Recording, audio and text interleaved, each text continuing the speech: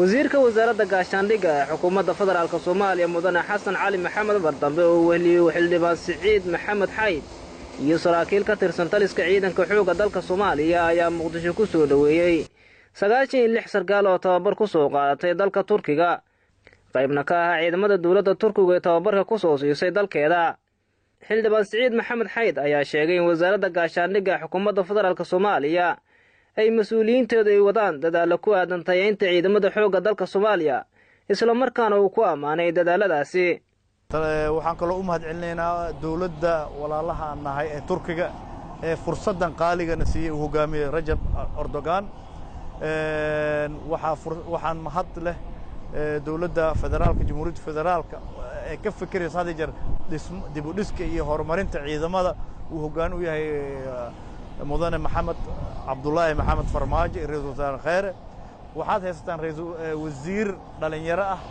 ciidamo aad moodo inuu ciidan ku soo koray ciidankiisa wax ka dhax og inuu ka dhax baxo ogolaayeen. dhanka kale wasiirka wasaaradda gaashaandhigga xukuumadda federaalka Soomaaliya xildhibaan Xasan Cali Maxamed ayaa xuseen dawladda ay hogaamiyaan madaxweyne Farmaajo iyo ra'iisul wasaare Khayre ay ka go'an tahay dib u dhiska ciidamada qalabka sida ee Soomaaliya. wasaaradda iyo taliskuna ay ka shaqaynayaan sidii xuquuqdooda ay u heli lahaayeen ciidamadu iyagoo kaashanaya madaxda sare ee qaranka. waa mahadsantihiin runtii waxaan rabaa inaan u mahadceliyo walaalaheenna mar labaad iyo mar saddexaad Turkiga oo runtii uu hormuud ka yahay madaxweynaha Turkiga Rajab Tayyip Erdogan iyo dawladdiisaba dadaalada badan ayna gelinayaan aad iyo aad aan ugu mahadcelinaynaa. runtii waxaa kaloo idinku bishaaraynayaa shaqo haddaad soo barateen aqoontii aad soo barateen waxaan insha allahu tacaala fursad aad u heli doontaan inaad ku shaqaysaan qeybaha kala duwan aad ugu shaqaysaan Turkisomtii qaarkiina aad ka barateen inaad ka shaqaysaan. dufca kale ayaa jirta urur kale jira oo hadda aan xareynay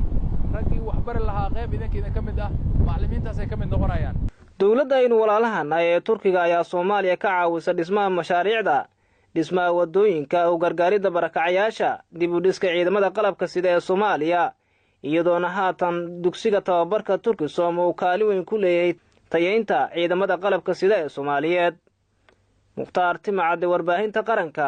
Muqdisho.